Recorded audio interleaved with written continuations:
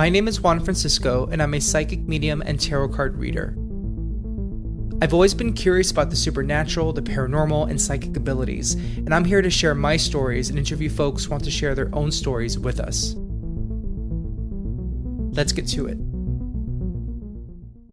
Today I'm answering a listener question, the listener being friend of the podcast, Ryan Kipps. I was on his podcast a while ago, and he was great to talk to, asked great questions. So, of course, he's asking a great question for the Third Eyesight podcast. And the question is how to improve, or techniques to improve, your connection with spirit. Where do I start? And I've done a podcast episode like this before, but I think I want to delve into different directions. And in this podcast, I'm going to go from the simplest to the more involved, or the more maybe things that require a little bit more legwork or a little bit more practice. So let's start with prayer. Now, I know the word prayer is a loaded term for some folks.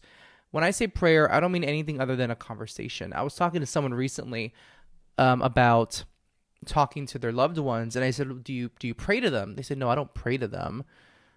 I just talk to them. I go, well, to me, that's the same thing, but I understand if prayer means a different thing to you. So yeah, folks, when I say prayer as a means of connecting with spirit, I really just mean talking. If your grandmother has passed, you want to talk to her, just talk to her as if you were talking to her on the phone. You may not get that immediate feedback, or maybe you will, from her on the other side, but just talk to her. Sometimes my prayers are just like, hey, Grandma, hope you're doing well. Just as simple as that. Just as simple as that. And I would dare to say that even thinking of somebody, visualizing somebody, is prayer. Prayer is not only words. Languages, human languages, are ways that languages are symbols. They're audio and visual symbols that we use to express something we want to say, express something we feel. At the core of every prayer, every conversation, are the things we feel and intend. And that's what matters. So whether you're visualizing somebody, thinking of somebody on the other side, you see something that reminds you of them and you say hello to them in your mind, or you just smile when you see something that reminds you of them. I think those are ways of connecting with the other side that we take for granted. So prayer and conversation with your loved ones, I think, is a wonderful way to do that. And it's not something you have to do constantly. I think if you want to, if you would like to make it a routine, I think you're more than welcome to. I think that's fine. There's no right or wrong here.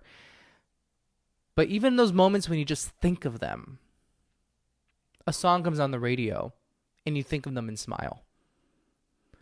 Don't think that that is not a type of prayer, a type of communion with that spirit, with that soul, that loved one. So keep it simple. Pray to them. Connect with them in that way. Converse with them. Say hello. And the next idea, the next technique, which is also pretty simple, that I think is connected to prayer, I would call it the part B of prayer, is gratitude. Gratitude is on the love spectrum. And spirit, I believe, functions in love. I believe that our loved one function on the energy of love. When we pass, we reconnect with the all that is, and all that is love. And fear is a distance from love. When something comes across us in our path and it feels like a sign, or it feels like a spirit saying hello from heaven, I recommend saying thank you. I recommend thanking them. And I believe that that spirit of gratitude, I don't want to say refuels or fuels spirit, because they have all the fuel they can get, but it's an acknowledgement. It's an invitation. It's an invitation that says, I see what you're doing for me. I love it. I love it. It affirms what they're doing for you. Gratitude is so important when it comes to working with spirit. And I think sometimes psychic mediums, there's some psychic mediums I've seen out there that I can just tell by the way they do readings, that they don't come to the work from a place of gratitude. They don't come to the practice with a gratitude kind of approach. It's more just about impressing people. It's just about getting what they want out of it as a medium to feel good about themselves. That's not a lot of mediums, but I've seen some mediums who seem to function from a place of ego. The ego wants to take credit for everything. The ego wants to just focus on self-preservation. How can I look good? How can I come out on top here? And that all comes from a place of fear. If I don't come out on top, if I don't impress people, what will it mean? What will it say about me as a medium if I don't get gasps? And, oh my God, how did he know that? What does it say about me as a medium? So I need to really impress these people. That all comes from the ego. Well, the inflation of the ego. Because the ego is not a bad thing.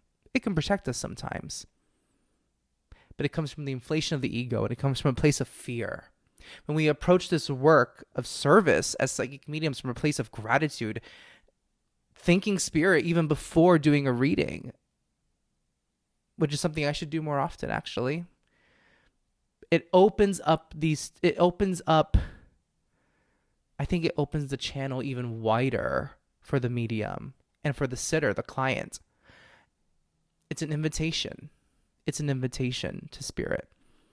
Spirit functions on the love spectrum. And it functions on gratitude. And you can say thank you in your thoughts with your words. You can just acknowledge when you feel grateful for something in your life, for a sign that comes your way. Gratitude. Simple. Prayer, conversation, and gratitude. Now we're going to get into some techniques. Techniques is a big word. Ryan, you used the word techniques, but I'm sharing. I think now we're getting into techniques. The first two things I shared are just steps. They're ideas, recommendations. I think these are techniques, and these are just my opinion. I didn't refer to a resource. This is just based on my own experience and imagining myself from the perspective of someone who, whether you are someone who just wants to connect with your loved ones or someone who wants to develop as a medium or develop your mediumship abilities. Not that you have to make a business out of it or go and do readings. You just want to develop your mediumship abilities on your own or for a career. These next two things, I think, fall a little bit more under the umbrella of techniques. When you enter a space, any kind of space, see what you feel. But do it with good intention, in the white light, with the protection of the light of the universe. Let's say you go into a bar. I would not recommend you just see what you feel in a bar so openly or so easily. I think if you want to test yourself in a space, before you enter that space, say a prayer to yourself. Say, Spirit, I would love to practice my abilities. Please protect me in the white light. Protect me in your energy as I feel the space. And then proceed to feel out the space. And the moment you feel fear, I'm going to tell you that is not necessarily a sign that there's something negative in a space. That gets very tricky because sometimes our fear is something our head creates because we're doing something new. Or there could be something low energy in a space, but we sometimes don't know when we are functioning from a place of afraid of doing something new. It can get confusing. Which one is it? Okay. So as you're starting out, practicing this ability, when you enter a space after setting that wholehearted and pure intention with spirit, when you feel fear, automatically or just immediately say, okay, Spirit, I'm done and thank you. Please protect my energy. Any energy that doesn't belong to me stays here or goes into the earth, and I am clear. If you enter a space that you don't feel fear and you feel just images coming to you, or sensations. It could be visual images in your head, visual images out in front of you can see with your eyes that are just appearing out of nowhere. It could be sounds that you're hearing that are not coming from the bar, not coming from the people or the things or the objects in the bar. It could be a sensation, something touching your arm. It could be a thought of any of these things happening. Let's say one medium or one human being who is practicing mediumship feels, oh, my heater just went on. Sorry, everybody. I don't know if you heard that, but forgot to turn it off. Actually, let me just quickly turn it off so it doesn't interrupt us, rude heater. Rude. Anyways, let's say you have two people practicing their abilities. One person says they feel something on their arm, and the other person says, that's so weird. I just had this thought that something would touch my arm. One person physically felt it. One person didn't feel it, but had the thought of something touching their arm. Just the knowing, the thought of it, without feeling anything physical. Both are valid experiences. Something that often happens with me as a psychic medium, I don't see things in front of me often at all. It's very rare, very rare. I more get the ideas of things happening around me. I get the thoughts or the images of something happening to my client that is a spiritual experience. And then I get something to validate what I'm getting, that idea or that visual in my head. I get a symbol. I get something else from spirit to validate exactly what that was for the client. So it comes to different people in different ways as they're practicing their mediumship and connecting with spirit. So when you enter a space, see what you experience. Feel out what you experience. Hear out what you experience. Taste. It can come through the form of taste. And I say the same thing about taste. Some people will taste something in their mouth, literally. Like if I were to put a clove of garlic in your mouth, you would taste it. Another person may just get the thought of remembering the taste of garlic all of a sudden. Remember that the senses live in the brain. We remember the taste of garlic. We remember the smell of roses because the neurons in our brain, and I don't know if that's the right word. Don't come after me. I don't know if it's the neurons or not. I'm going to say neurons. I could be wrong. The neurons in your brain have stored what the scent and the taste of things are in the library that is your brain. And spirit can use your body to help you remember the scent of roses, help you remember the taste of garlic. You don't have to actually taste it in your mouth. You could remember the taste of garlic all of a sudden out of nowhere. And that could be spirit trying to tell you something, giving you a clue, a hint.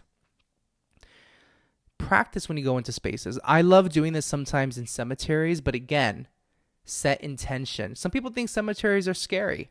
If I go into a cemetery thinking cemeteries are scary, which sometimes I do, but this is what I do next, I set the intention. I remind myself cemeteries are not scary because I'm going to be like one of these people underground one day. I'm going to be just like them. They're not scary. It's what we make of them. And so if I go into a cemetery, if I go into a bar, if I go into a theater, if I go into a sports arena,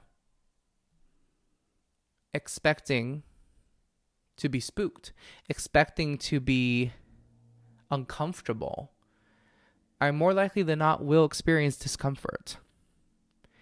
If something comes out of nowhere and causes discomfort when we expected nothing but comfort or nothing but safety, then we make the next right decision to protect ourselves, engulfing us in the white light, leaving the space, which is always the wisest thing to do.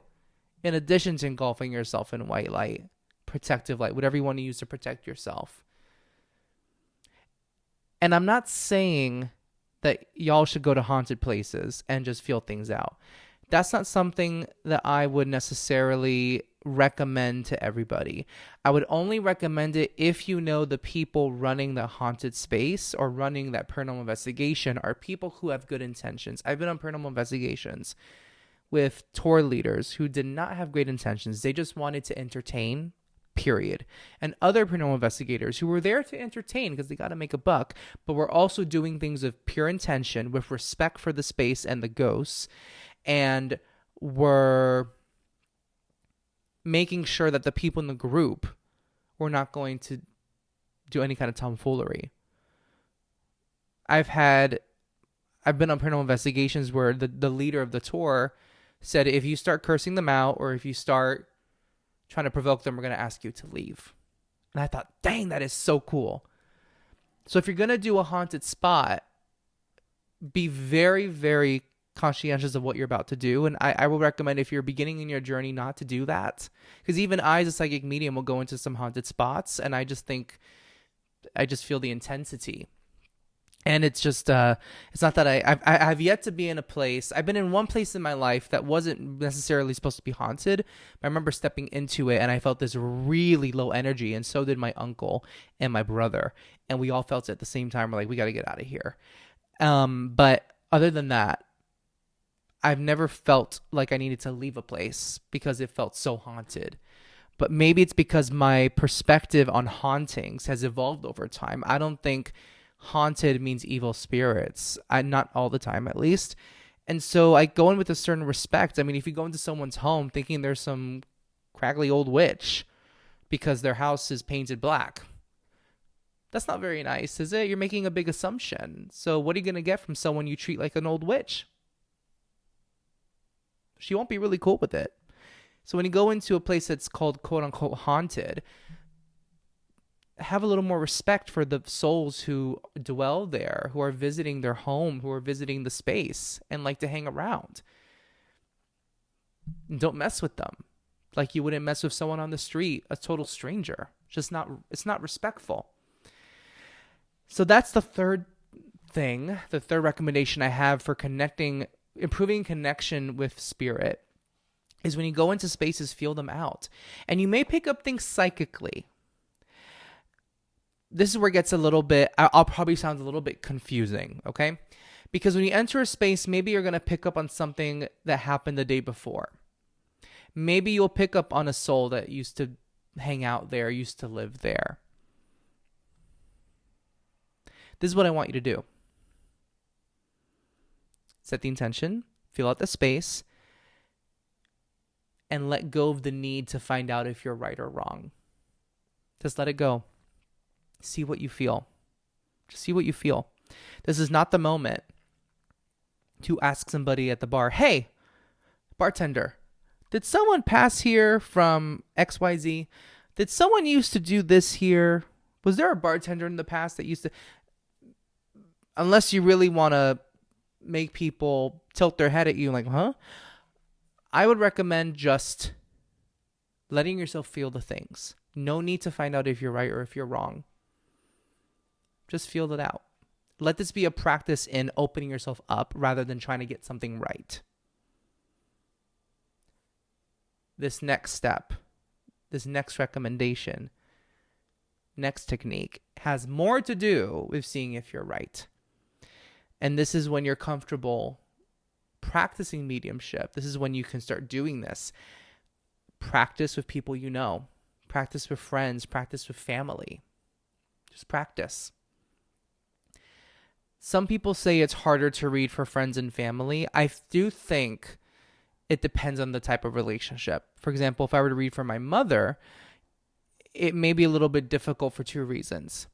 Because one, I know so many stories about my grandmother who passed. I know so many stories about my grandfather who passed. And it would be hard to bring up something that would validate their presence in the room for my mother since I know so much about them already. But maybe there could be things that can come up. That is possible too. But I would say it's more likely than not. It's more unlikely that would happen. And on the other hand, another thing that would make this challenging to read for my own mother or parent is maybe there are things that would be brought up that my parent doesn't want me to know about their life, and that's their business. And that creates an awkwardness or creates a discomfort for the person, for the parent, or in this case for you, like for the friend. So you want to make sure that you get, of course, the consent. You don't want to just from your room read for a friend, like try and channel a friend's energy and their loved ones, and then call them, say, hey, did your grandma? You need to get someone's consent. That's very important. So ask a friend, ask a family member, Ask an acquaintance you think is comfortable with you practicing with them. Like, hey, I'm trying to practice my mediumship abilities, and it seems like you're someone who's open to these kinds of things. Do you mind if I practice with you? And you tell them this, and by saying this to your friend or this person, this is just as much a notice or a heads up for them as it is a reminder for you. So you're doing it for two reasons: to tell your friend, give them a heads up of what they're going to expect, and to remind you to not worry about being wrong or right.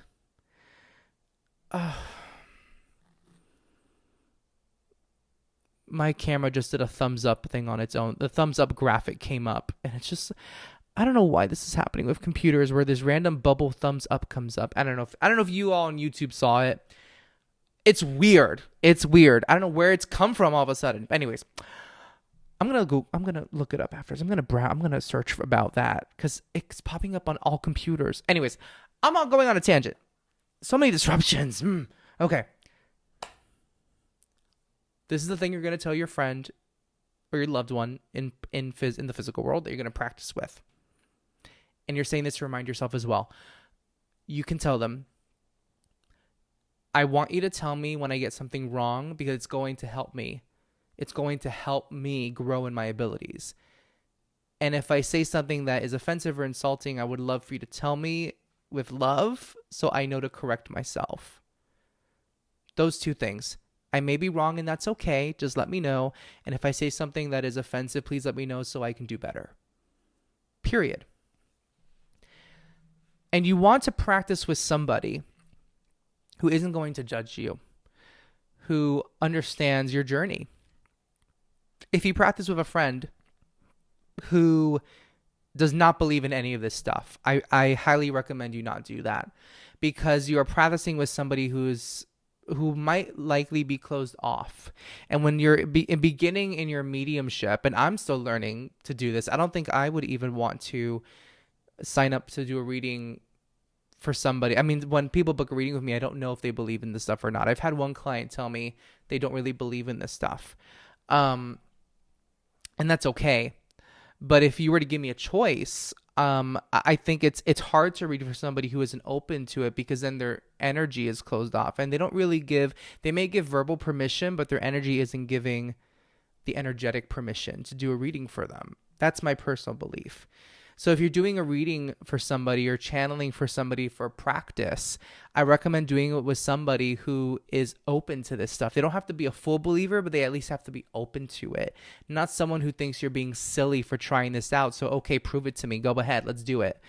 That is not the right energy to do this with. It's not the right energy, the right contextual energy to practice for someone if you're starting out. And like I said, this isn't for the purpose of you creating a business as a medium or for you to do readings for other people. This is just for you to practice your ability. I know of some people who go to Mediumship Circle and they don't want to do this for money or as a career. They just want to practice in a circle because it brings them joy. It brings them bliss. So whatever reason you do it for, I think the more important than anything is that your intention has to be for the highest good of all those involved, including yourself. And that it has to be in the protective white light, the protective light of the universe. And if the color white doesn't resonate with you, choose a color that for you symbolizes protection. It has to be done in the light. It has to be done with pure intention and with being conscious being conscious of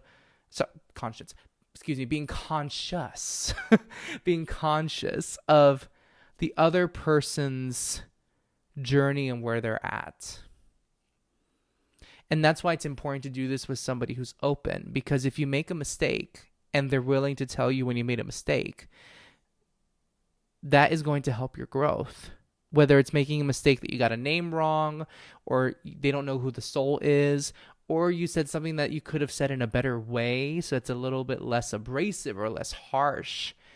These are things that will help you. So when someone gives you that feedback, don't take it personally.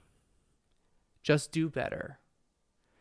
And we're all learning how to do better when it comes to that, saying the things the right way, in a way that will not trigger somebody.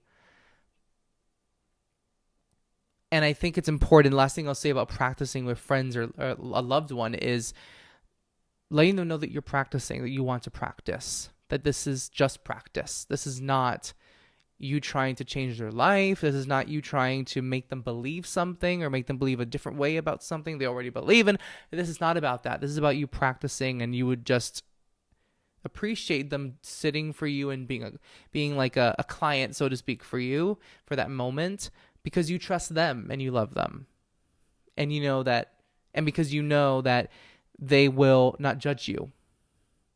And that creates such a space of, again, there's some gratitude interwoven into that energy, right? Between the two of you. There's that openness, that gratitude for that unconditional love and no judgment. And that's such a wonderful space to practice a reading in. So to sum it up, ways to connect with spirit, to improve connection with spirit, to put it simply, prayer and conversation with your loved ones, gratitude when those signs come across your path, expressing that gratitude, and then to get a little bit more technical, when you enter spaces, actually when you enter any space, I would make it a practice entering any space in your life to go in with the white light, go in with your protective energy, with your white light or whatever light it is.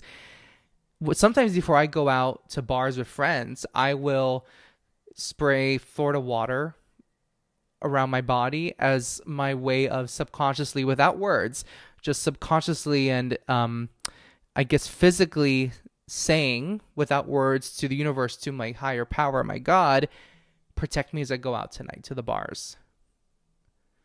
I think that's a practice everyone should do. So going into spaces, but before going into spaces, protecting yourself and having yourself be, preparing yourself to be physically, emotionally aware when something is uncomfortable, you need to leave or you need to stop and ask for the protection to seal things up. And then do that as you are seeing what you pick up in a space. And then the last one, practicing mediumship with friends, practicing these abilities of people you know whom you trust, people you know whom you know will not judge you. And I know there's so many other ways to connect with spirit. You might notice one thing, I think, for the exception of two things. Let me rephrase that. You might notice this. All of these steps, all of these techniques do not involve any objects. Do not involve singing bowls. They don't involve sage. They don't involve crosses. They don't involve Bibles or any kinds of books. They don't involve any kind of ritual other than your own protective ritual. And if anything, the only things that the last two require are being in physical spaces or being with a physical person. Either of those two to practice with. But other than that, no objects required. No pendulums. No spirit boards. Objects like tarot cards. Some people may use tarot cards to do mediumship. These objects are man-made as symbols for the spirit world, for us. I like to burn white sage. I like to burn it before reading and after reading to open up the energy with good intention, to close up the energy with good intention. I don't have to use white sage to do that. There was a time when I didn't burn white sage and I used my own energy to cleanse my home. And I felt like it worked. I just love white sage because there is the scent. I love smelling something that lets me know that it is going across the room. I love that. But I don't need it. You don't need objects. I'm not saying you should do away with your singing bowls, because I got singing bowls. I'm keeping my crystals. I'm keeping my sage, my Palo Santo. There's nothing wrong with having these things. But what I'm trying to get at is all the power is already within you. The power to heal, the power to love, the power to channel, the power to be psychic, the power to connect. It's all already within you. These objects, these things are out outside manifestations of your inner intention. I burn the white sage because it is my intention to protect. It is my intention to be open. The intention, period. I can use white sage to express that intention. I can use something else to express that intention, but it all begins with the intention. So you have the power within you. Reminds me of what Glinda said to Dorothy in The Wizard of Oz. You always have the power within you to return home.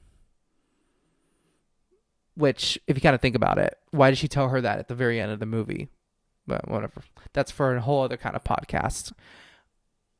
Not going to go there. But the power is already within you. That's all. I hope this episode helped Ryan. And please, listeners, keep your questions coming. DM me on Instagram. Send me a message on Facebook. Send me an email through my contact form on my website, juanfranciscospirit.com. This year, I am excited for some possibly new things happening. Maybe some teaching. We'll see what happens with that. I'll update you on that, and I'll update you as soon as I have a course to offer. And I will be starting readings up again, probably in the early springtime. If not a little bit earlier than that, maybe in mid-March. We'll see. But I am taking a couple months break, as I said in the last podcast episode. I think I am doing the right thing by doing that. I know I mentioned it in the last episode, but I feel the need to say right now that it's been great. It's been great to take a break, and I went to Mediumship Circle this past week, and it felt good to be practicing mediumship in a circle and not have to think about doing readings for clients when I'm in this state of figuring some things out. And I think that maybe some clients don't like the idea that I'm not doing readings right now. They don't like that. But I think it's for the best. I think I will be an even stronger reader when I come out of this break. And I'm very much looking forward to that. And it's not about being better. It's about being more intentional. Like I said, intention matters so much in this work. It matters in life. It matters a lot. And I think my intention is becoming clearer, way clearer. And I'm excited to be working from this even more clarified intention in my readings after this break. I hope you have a beautiful, beautiful day, and take care of yourself, and see your worth today. Take it day by day, but start today. See your inner worth and see the power you have. Sending love. Take care. If you have a question or topic you want me to cover on Third Eyesight, head to my website, juanfranciscospirit.com/contact, and send a message my way. If you really enjoyed this episode, leave a review wherever you listen. I'd really appreciate it.